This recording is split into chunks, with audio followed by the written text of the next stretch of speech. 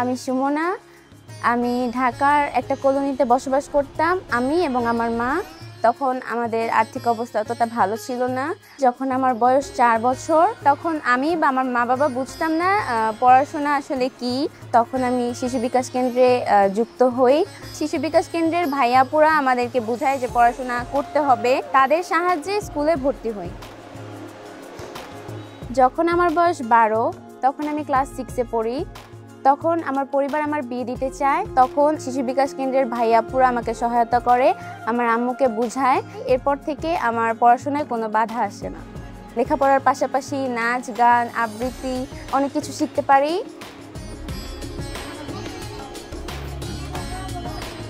আমি শিশু বিকাশ কেন্দ্র থেকে যা শিখেছি শিশুদের নিরাপত্তা এবং অধিকার সম্পর্কে, এখন আমি সেই শিক্ষাগুলো আমার এলাকায় অন্যান্য শিশুদের দিয়ে থাকি। আমার স্বপ্ন আমি একজন আদর্শ লয়ার হব, যারা বিচার প্রার্থী তারা যেন সঠিক বিচার পায় এবং আমি যেন তাদের হয়ে কাজ করতে পারি।